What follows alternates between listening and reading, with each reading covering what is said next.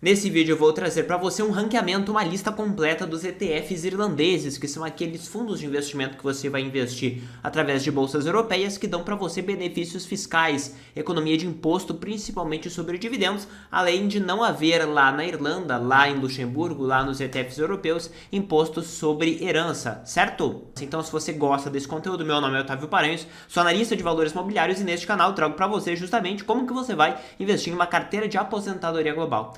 Investindo no Brasil e no exterior, especialmente em renda variável. Mas antes eu tenho um aviso para você agora, daqui a pouco, dia 27 de junho, nós teremos um evento que se chama a Jornada do Investidor Global, em que eu vou mostrar para você como que você vai de fato estruturar essa carteira de aposentadoria. Estarei ao vivo com você, retirarei várias dúvidas que você possa ter, além de mostrar também a minha metodologia que eu aplico para mim e para os meus mais de 1.500 alunos. Também abriremos vagas do curso Investimentos Globais, que é o meu curso sobre investimentos para aposentadoria focando em investimentos passivos, que é um curso pioneiro no Brasil justamente com essa estratégia. Então se você se interessa por isso, basta você clicar no link aqui embaixo, além de acessar outros materiais gratuitos. Então vamos direto para o nosso conteúdo. Recentemente eu já havia feito um vídeo ranqueando os fundos americanos, os ETFs americanos, agora farei com os irlandeses, apenas fazendo uma recapitulação de como que eu faço esta classificação. Obviamente a gente tem mais de 2.000 fundos europeus, eu vou selecionar somente 20 aqui, que são os mais famosos, os mais comentados, para fazer um ranqueamento para você, até para você conhecer alguns que eventualmente você não conheça. Esses daqui são os critérios que eu utilizei. Então basicamente eu vou considerar fundos que tenham estratégias que podem gerar retornos acima da média do mercado global, principalmente, né, sempre ajustado ao risco. Também questões de eficiência do ETF, como rastreamento em relação ao índice, taxa de administração, spread de negociação também. Obviamente é importante a gente observar, além do retorno, a questão do risco, né? Então as regras do ETF que podem gerar para ele um risco maior ou menor do que o que a gente observa na média do mercado. Então questões de concentração, questões de peso são muito importantes aqui. Além do conforto, né? O conforto subjetivo, a lógica do ETF. Será que faz sentido, né? Muitas pessoas acabam no Brasil também investindo em ativos que não são necessariamente muito seguros, mas se sentem confortáveis com isso, e isso é importante para manter a estratégia ao longo do tempo. E por fim, ali um resumo geral com a minha opinião como analista de valores mobiliários. Eu vou fazer essa classificação aqui, podendo classificar o ETF como praia, né? Teoricamente você poderia comprar e ir para a praia tranquilo, que não vai acontecer nada muito negativo. Fundo razoável, que tem alguns pontos de atenção que poderia melhorar. O fundo que de fato pode melhorar, de fato ele tem pontos mais graves de atenção, que particularmente não recomendo que você concentre muito nele. Depois os fundos para evitar, que de fato aqueles que eu não recomendo que você invista, e os que fuja, né, que é basicamente você de fato deve, enfim, pregar contra para os seus amigos que quiserem investir nesse tipo de fundo. Então se você gostou da ideia desse vídeo, já dá um like, porque eu tenho certeza que você vai gostar do conteúdo. Eu selecionei estes 20 ETFs aqui europeus para classificar para você. Então começando aqui pela esquerda, os primeiros quatro eles são o que a gente chama de base neutra, certo? Então primeiramente, nós temos o primeiro fundo global, que é o fundo equivalente ao americano VT, certo? Mais parecido com o ACWI, na realidade, que investe em todos os países no mundo, principalmente nas empresas médias e grandes. Esse daqui é o famoso VWRA ou VWRP, ele tem uma taxa de 0,22% ao ano, ele é um fundo da Vanguard, investe em 3.666 empresas. Quando a gente vai observar aqui as características, né, ele vai investir em empresas que têm um PL médio de 20 aproximadamente, preço sobre o valor patrimonial de 2,8, retorno sobre o patrimônio líquido de 18. O que eu quero dizer com isso? Eu quero dizer que na média é uma carteira sim muito rentável em termos operacionais, de empresas de média e alta qualidade. Por quê? Porque a grande parte da alocação está nas primeiras empresas, e nas primeiras empresas são empresas principalmente norte-americanas. A gente já vê que os Estados Unidos têm um peso de 60%, e aqui a gente observa, né, grandes empresas de tecnologia com 26% do total do capital alocando aqui neste fundo. Então as empresas como Microsoft, Apple, Nvidia, Amazon, etc., na média são empresas muito rentáveis. Então você terá um fundo que tem sim alta correlação com empresas de qualidade. De maneira complementar, né, a gente tem o fundo IWDA, que é o mesmo SWDA, que ele vai investir só em países desenvolvidos. Esse fundo aqui é um fundo da iShares, que investe no índice MSCI World, ou seja, uma carteira teórica de ações somente de países desenvolvidos. Esse fundo aqui, conforme a gente observa, ele investe em um pouco menos empresas, né, 1.400 aproximadamente, empresas médias e grandes, mid caps e large caps. certo? Tem um PL um pouco maior porque ele vai afastar as empresas de mercados emergentes que são um pouco mais baratas. Quando a gente vai lá para baixo observar os títulos, são as mesmas empresas, e aqui é o mesmo racional de uma base neutra em emergentes, tá? Então, basicamente, eu gostaria de trazer tanto a base neutra global, que engloba tudo, como também a somente de países desenvolvidos, com IWDA, e aqui com EIMI, que é de países emergentes, para você ter essa sua formação de base neutra. Ah, Otávio, eu invisto no quê? No mundo como um todo, ou separando por geografias? De maneira geral, você controla melhor, né, os pesos das geografias quando você investe em ETFs separados por geografia. Assim, eles não têm sobreposição, eles não investem nas mesmas ações, e você sabe exatamente quanto que você está alocado em cada uma das geografias, certo? E um último fundo aqui apenas trazendo porque justamente eu estou trabalhando com fundos europeus, então o foco, o centro dos fundos europeus é a própria Europa. Então, um dos principais índices europeus é o Stoxx Europe 600, né, o 600, enfim, que justamente vai trabalhar com as 600 maiores empresas europeias. É muito parecido com o S&P 500, só que aqui é um outro índice, né, com as 600 maiores empresas europeias. Inclusive, ele é um fundo bem grande, né, de 7,9 bilhões de euros, nesse caso aqui, e ele tem a taxa de 0,07% ao ano. Ele é também um fundo de capitalização. Trarei para vocês alguns fundos que são fundos de distribuição, depois principalmente mais focados em dividendos, mas esses aqui são fundos de capitalização que vão acumular o dividendo dentro do seu fundo. Então, as empresas aqui, Novo Nordisk, ASML, Nestlé, AstraZeneca, Shell, Novartis, Louis Vuitton, SAP, Roche e HSBC, que são grandes empresas que você deve conhecer, principalmente europeias. Você observa, né, que não é o setor de tecnologia da informação que predomina aqui. Claramente, a gente tem vários outros setores, é uma alocação muito mais diversificada. Inclusive, setorialmente na Europa, 19%, que é a maior alocação, está em financeiro, depois industriais, depois saúde, depois consumo discricionário. Tecnologia vem apenas com 8,2%, é uma diferença drástica em relação à média americana, certo? Algo interessante, né, que quando a gente observa a exposição cambial, na prática, embora você possa comprar em várias moedas, você vai ter uma exposição predominante ao euro com 52%, depois libra esterlina com 21%, franco suíço com 14%, coroa dinamarquesa com 5,7%, coroa sueca com 4,94% e assim sucessivamente. Em relação aos países aqui, você começa com o Reino Unido, né, depois França, Suíça, Alemanha, Holanda, Dinamarca, Suécia e assim sucessivamente. Para você comprar em dólares, este fundo aqui é pelo código MEUS. Veja, todos esses fundos aqui eles vão ter negociações em várias moedas, então eu não vou trazer aqui todas as infinitas negociações possíveis. Eu vou sempre fazer referência à principal negociação, principalmente em dólar, principalmente negociado na Bolsa de Londres, mas apenas para você ter como referência. Se você quiser comprar ou em libra esterlina, ou em euro, ou em outra moeda, você sempre pode acessar o site e verificar. Neste caso desse fundo, eles são todos aqui de capitalização. Quando nós colocamos no gráfico, o que é que nós observamos? Da pandemia até agora, claramente, né, o fundo que pior performou foi o fundo de mercados emergentes, que teve um desempenho de 11% acumulado em dólar nesse período. Depois outro fundo, o IWDA e o VWRA, que é um fundo global e é um fundo somente de países desenvolvidos, tiveram performances parecidas por volta de 50% aproximadamente. O fundo aqui em vermelho, que é o somente europeu, MEUS, né, do SOX 600 Europe, ele começou nesse fundo aqui, nessa versão, começou ali em 2020, né? Então, se a gente pegar de 2020 para cá, teve uma performance muito parecida com a média do mercado de maneira geral, com a média global. Obviamente, uma performance um pouco pior do que a média americana, né? Até porque o IWDA, que tem mais de 70% nos Estados Unidos, performou melhor. Mas, de maneira geral, você observa como que eles têm performances parecidas, simplesmente por ser uma questão de base neutra, né? De investir nas empresas conforme o tamanho delas. Em relação a esses fundos, como que eu classificaria, tá? Claramente, como eles são neutros, eu classificaria todos eles como praia, tá? Por quê? Porque eles estão investindo conforme o tamanho das empresas. Isso significa que eles já estão precificados para o risco e para o retorno que aquelas empresas irão trazer de acordo com a eficiência do mercado. A gente sabe que o mercado não é sempre eficiente, mas você deveria investir como se ele fosse eficiente. Ou seja, você deveria investir como se de fato todos os preços refletissem os retornos e os riscos adequados para cada investimento. E de fato, quando a gente pega períodos longos, você vai ter retornos que na média vão estar ali de 5 a 6% acima da inflação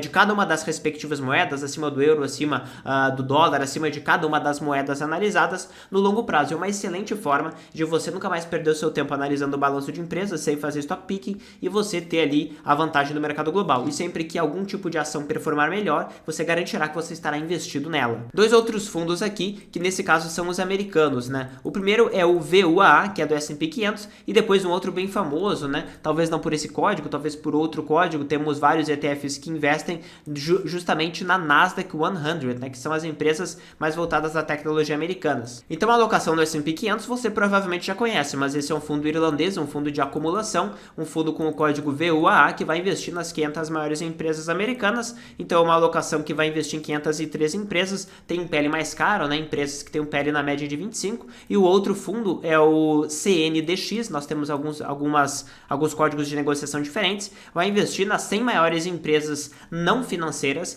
que são listadas na bolsa da Nasdaq. Veja que não é um critério muito lógico, muito racional para você investir, né? Porque não considera nada em relação a setores, simplesmente considera uma bolsa e considera os setores menos um aqui, que no caso é o setor financeiro. De maneira geral, você vai ter as principais empresas globais de tecnologia, né? Então, Microsoft, Apple, Nvidia, Amazon, Meta, Broadcom, Alphabet, que é o Google, né? A Costco, Tesla e outras empresas também. Então, veja que de maneira geral você tem uma tendência bem grande, né, a investir em tecnologia, tanto é que você tem 51% do total dessa alocação nesse fundo aqui, que é somente em tecnologia. E considerando também outros setores que têm uma relação, né, com tecnologia, como por exemplo comunicações ou telecomunicações, por exemplo a Meta, como por exemplo o Google, são empresas que estão no setor, né, de telecomunicações. Então, além das 51% de empresas que você já estava investindo na parte de TI, você ainda tem outras empresas que estão escondidas em outros setores. A Amazon, por exemplo, em consumo discricionário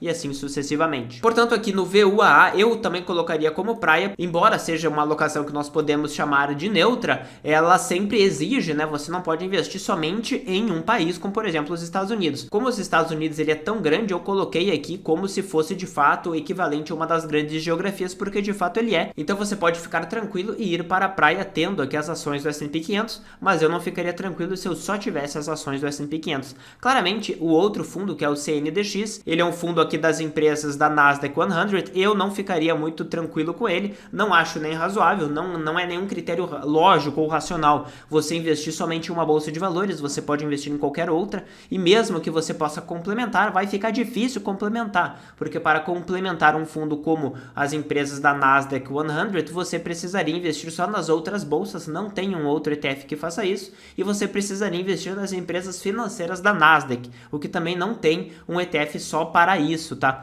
Então você sempre pode considerar, no meu ponto de vista, outros ETFs para investir em empresas de tecnologia. Os próprios principais fundos neutros aqui já são bem tranquilos e já são muito eficientes para você ter essa exposição a empresas de tecnologia globais. Seguindo aqui, 4 fundos que eu gostaria de trazer para você, que são 4 fundos do fator valor. O que é isso, Otávio? Basicamente, você investir em empresas que têm custo de capital maior, porque são mais arriscadas. Então, empresas que operam em setores de maior dificuldade, empresas que não tendem a ter um crescimento tão robusto, né, que podem estar em declínio, portanto o mercado reconhece isso, o mercado abaixa o preço, o mercado aumenta o custo de capital e aumenta a expectativa de retorno dos investidores, né? As pessoas muitas vezes confundem crescimento com boa rentabilidade ao acionista e não tem uma relação direta entre uma empresa crescer e uma empresa gerar bom retorno ao acionista. Eu gosto sempre de dar 2 exemplos, o primeiro é do imóvel, do apartamento. Imagina que você compra um apartamento por R$100 e aluga esse apartamento a R$10 por ano, né? 10% ao ano é um excelente retorno, mas é um imóvel que não cresce. Veja, você tem um investimento que não cresce e pode sim gerar um bom retorno para você. Agora, na prática,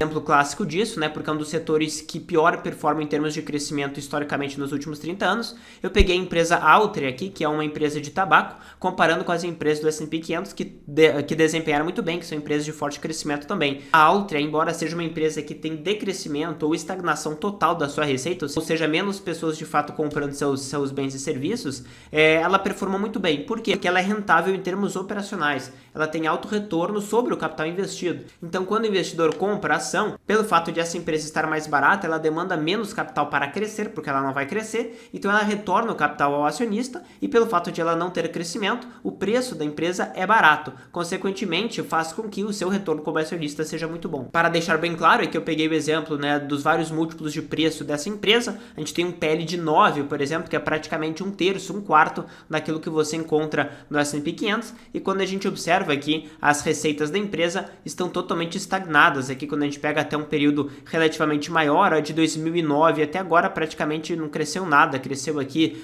15, 20%, que não bate nem a inflação americana nesse período de quase 20 anos. Agora, em relação aos fundos de valor que eu gostaria de trazer para você, o primeiro deles é o fundo US SSC, que é negociado em dólares, certo, na Bolsa de Londres. Ele é um fundo da gestora SPDR, que segue o índice MSCI USA Small Cap Value Weighted. Ele vai investir em quase todas as small caps americanas, mas vai dar maior peso às empresas que são small caps de valor, ou seja, mais baratas do que a média. Tem uma taxa de 0,30, né, tem um tamanho de praticamente $500 milhão, e ele é um fundo também irlandês aqui de acumulação, certo? Ele tem negociações tanto em euro como em dólar, e vai justamente dar para você essa exposição. Ele tem originalmente um dividendo de 2%, e aqui quando nós observamos as empresas, geralmente nós brasileiros não temos a mínima ideia de quais são essas empresas, porque de fato elas são todas small caps, mas a gente vê uma predominância do setor financeiro, do setor de consumo discricionário e principalmente industriais. O mesmo racional é para o fundo ZPRX, que é um fundo também de small caps de valor, né, por peso, só que somente da Europa, né? Nós não temos um fundo específico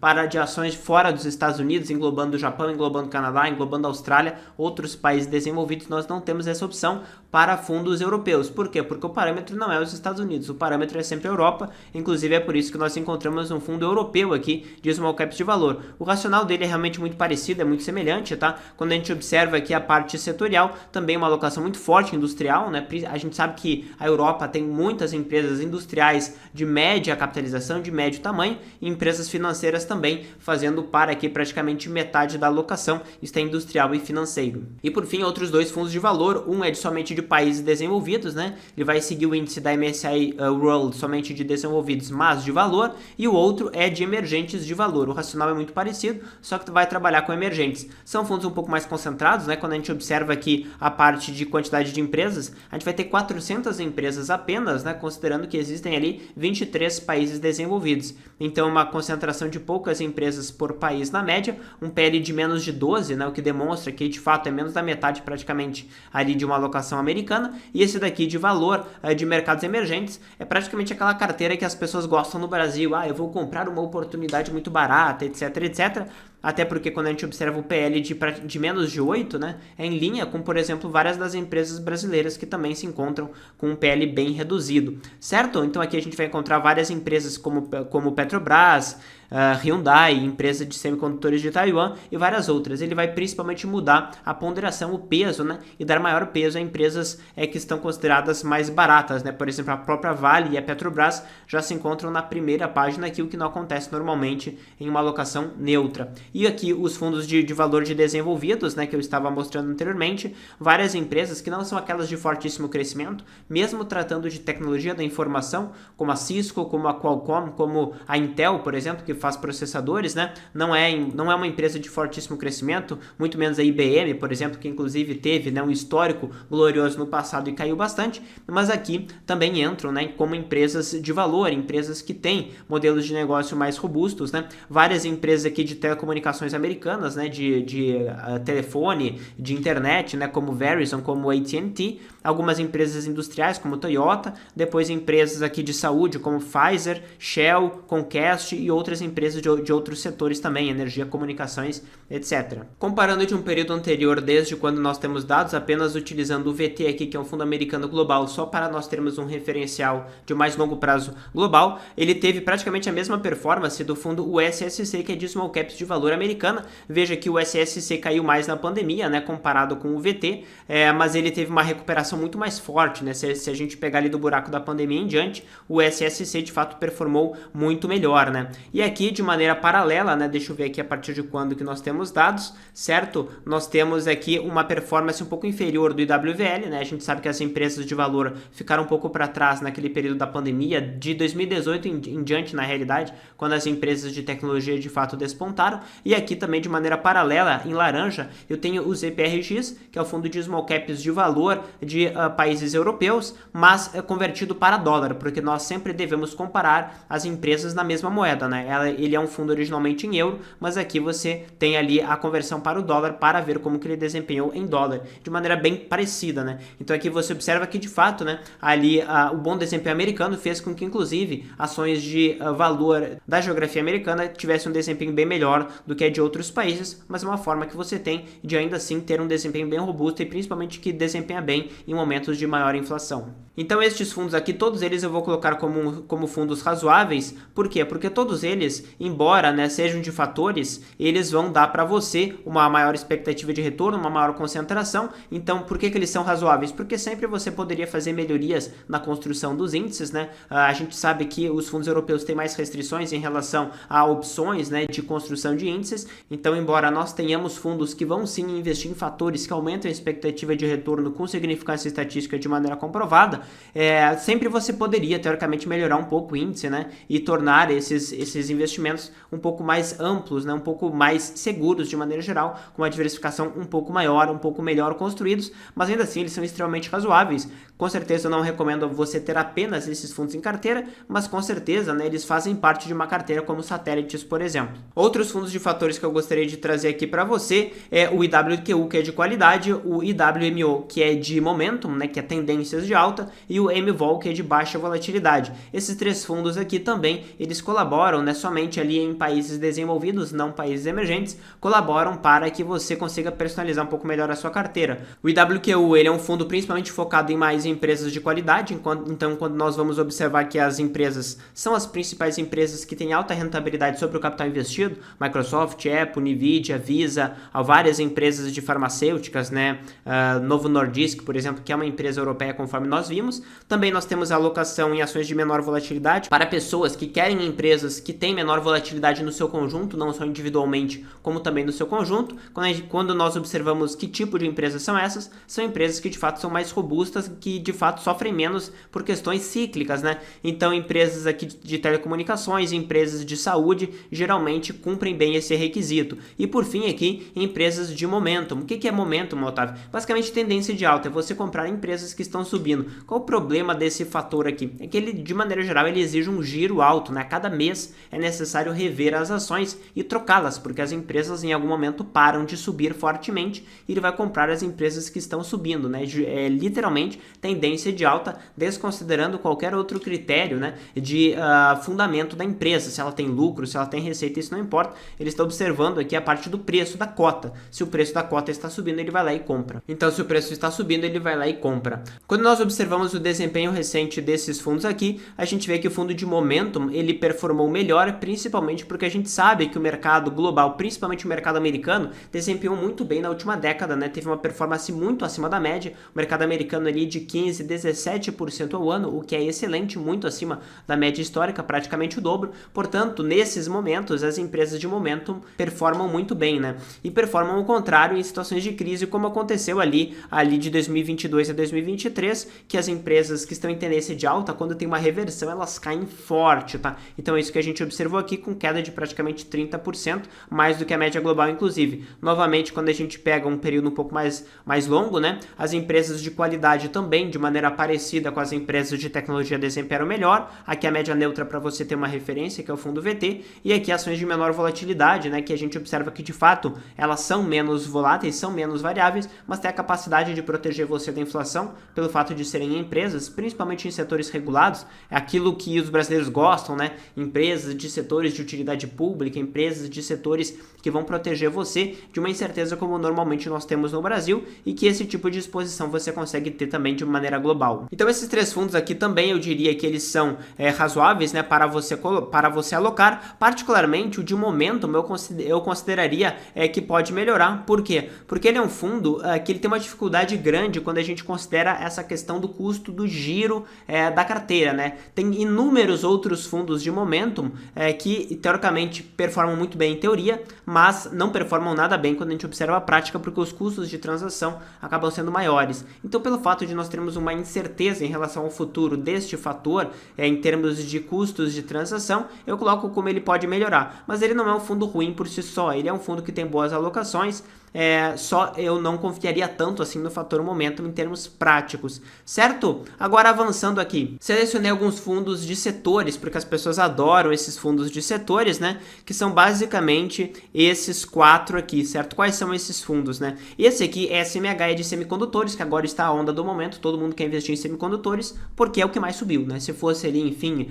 pipoca, a pessoa ia investir em pipoca porque é o que mais subiu. Nesse caso aqui é de semicondutores, né? Nós temos o IAUP, né? O IAU, ele é um fundo americano que investe em ouro diretamente. Esse daqui investe em empresas que produzem ouro, então também está ligado àquela narrativa do ouro, etc, etc, de que você poderia se proteger.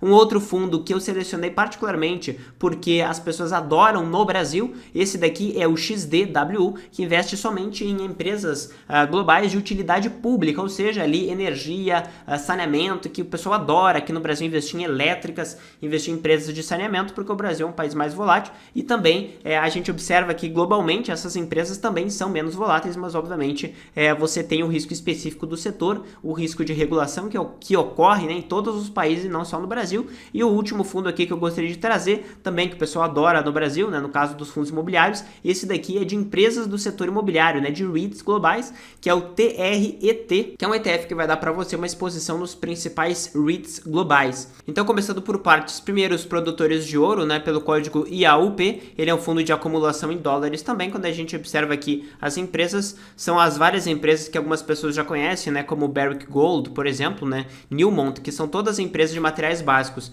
Quando a gente vai observar a carteira propriamente dita, a gente tem aqui uma alocação em apenas 59 empresas. Hoje a gente tem um PL de 23, mas o que é mais importante quando nós observamos o gráfico é o que, né? Claramente a questão de narrativas muitas vezes gera retornos ruins para os investidores. A gente observa nesse gráfico aqui roxo o desempenho lá de 2011, né, quando as commodities estavam em alta até agora, teve uma queda bem grande na ordem de 81% e agora teve uma leve recuperação. Comparando com o próprio VT, que é a média global aqui nos últimos 10 anos, a gente observa a extrema ciclicidade e volatilidade dessa alocação. Muitas pessoas falam, não, Otávio, eu vou me proteger de uma crise pelo fato de investir em ouro ou em empresas que produzem ouro, né? Quando a gente observa, por exemplo, no momento em que as taxas de juros subiram, claramente, né, embora o VT tenha caído aqui na ordem de 25%, esse tipo de alocação caiu muito mais, praticamente 45%, dependendo do momento em que nós consideramos, né? Então a gente vê que ele tem um desempenho muito mais volátil, muito mais arriscado, e não é porque você investe em commodities, principalmente em ouro, que você estará protegido em crises. A outra alocação que eu gostaria de trazer para você é justamente a alocação em semicondutores, né? É um fundo que já cresceu muito justamente porque as pessoas adoram investir naquilo que mais subiu,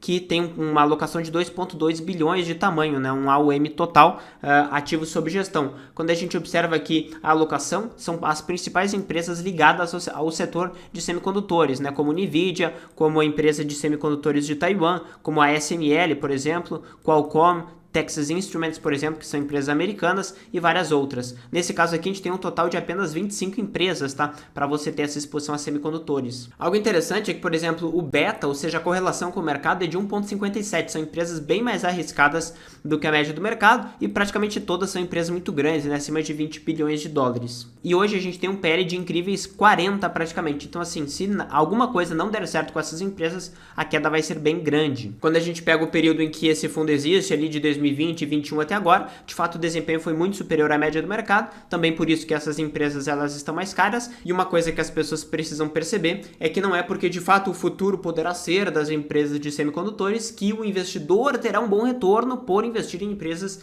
de semicondutores. São coisas totalmente diferentes, principalmente dependendo da narrativa e do preço que você paga. Depois um fundo aqui justamente de real estate, um fundo global, é um fundo que investe em um pouco menos empresas, porque no meu ponto de vista esse aqui é um fundo um pouco mais barato. Temos outros fundos europeus também, que são bem mais caros, tá? Esse aqui cobra 0,25 e ele teve uma volatilidade um pouco menor, por isso que eu selecionei esse fundo aqui, mas apenas para trazer para você. Ele é um fundo também, né, que paga dividendo, então aqui a gente já começa com as empresas pagadoras de dividendos, porque normalmente as pessoas querem investir em algo que vai gerar uma renda para ela, principalmente nesse setor de imobiliário, tá? Aqui a gente tem negociações em dólar na Bolsa de Londres, em euro na Bolsa de Amsterdã também, aqui a gente observa os códigos de negociação, né, mas só para trazer para você, os principais REITs americanos eles se encontram aqui, né? Como por exemplo o Realty Income, também muito famoso, Prologis também, que é empresa americana, e várias outras empresas principalmente americanas. Quando nós pegamos este fundo aqui, nesse caso aqui negociado lá em Amsterdã, em euros no caso, a gente observa o histórico de pagamento de dividendos dele, relativamente constante, né, nos últimos 12 anos aproximadamente, em que ele foi aumentando os dividendos ao longo do tempo.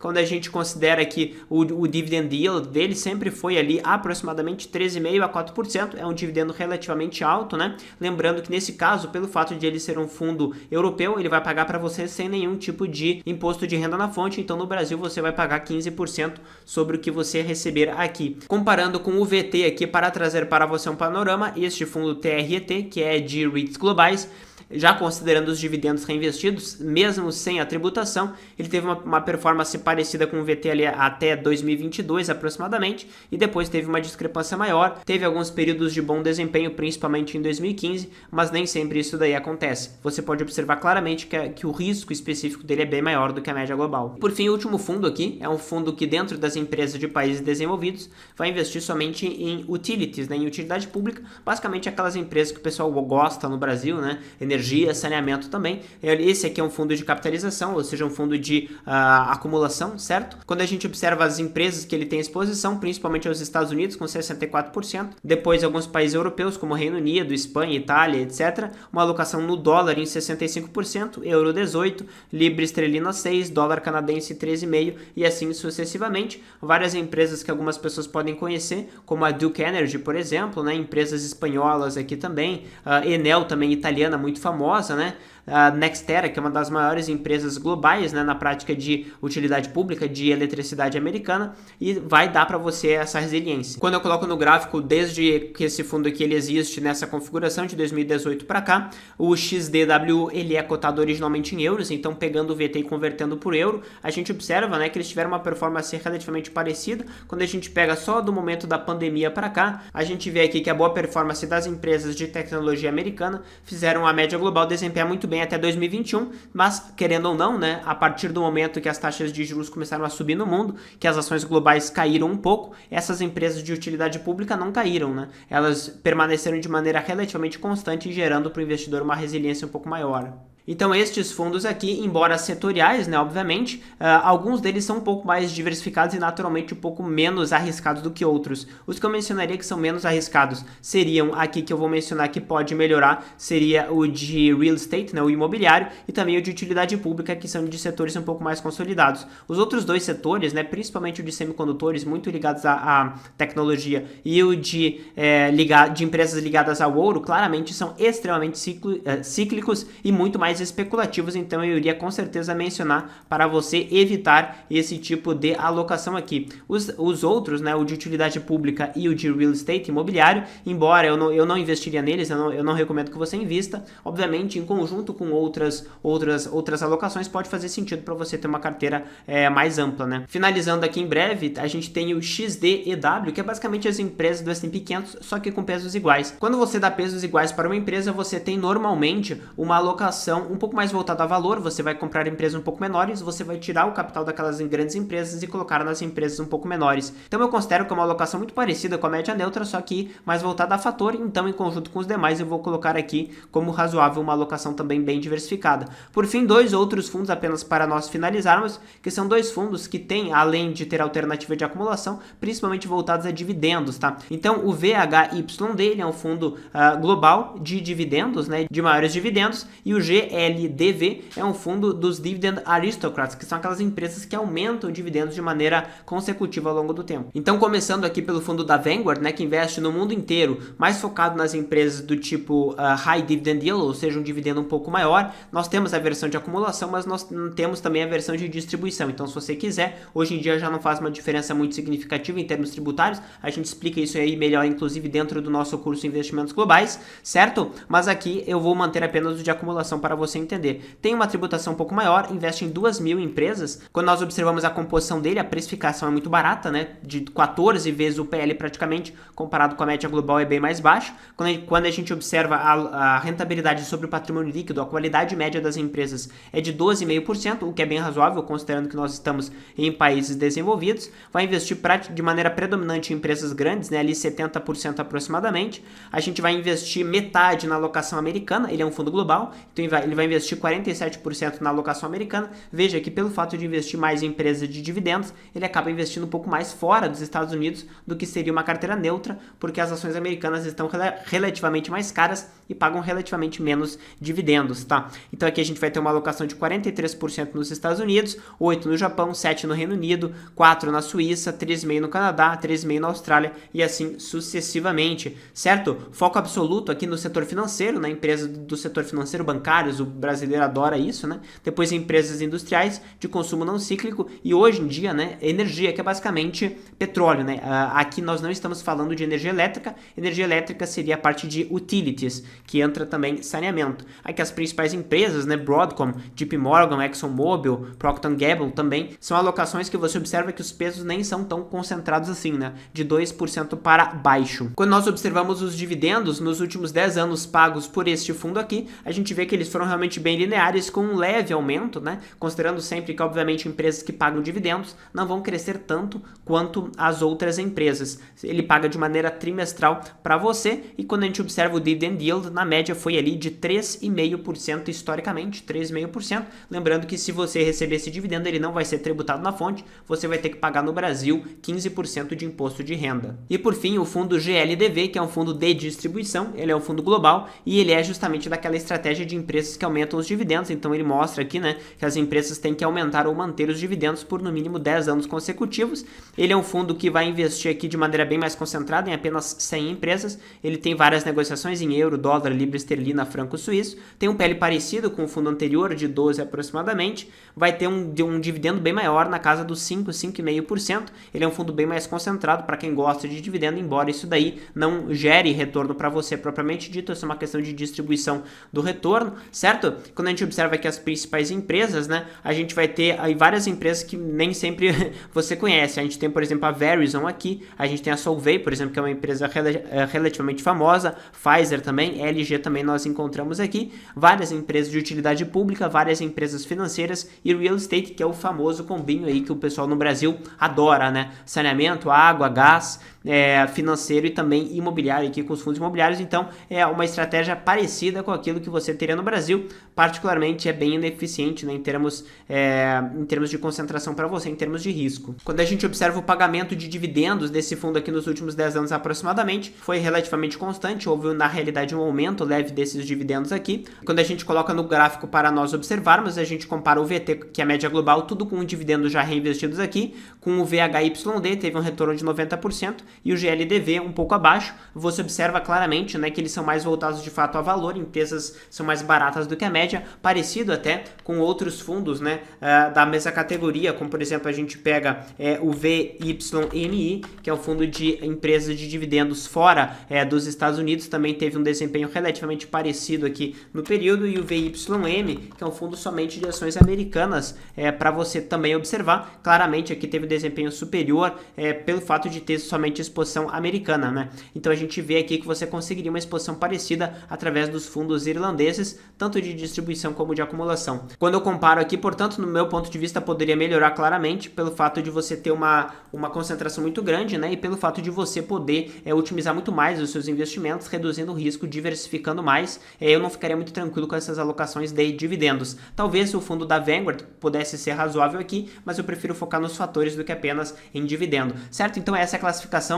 dos ETFs irlandeses. Se você gostou, eu tenho certeza que você vai gostar muito mais agora do nosso evento, dia 27 de junho. Agora a jornada do investidor global, para você entender a minha metodologia que eu aplico para mim, para os meus mais de 1.500 alunos, e também para você estar presente comigo ao vivo, para eu responder dúvidas que eventualmente você tenha, e também você estar presente na abertura de vagas do nosso curso Investimentos Globais. Então não perde a oportunidade. Se você gostou desse conteúdo, pode se inscrever aqui embaixo, e também aqui embaixo você encontra vários outros materiais gratuitos para você ali dar dar os seus primeiros passos, os seus passos adiante dentro da sua caminhada como investidor global. Se você gostou, dá um like, se inscreve no canal e ativa as notificações para você não perder nada que eu coloco aqui. Valeu!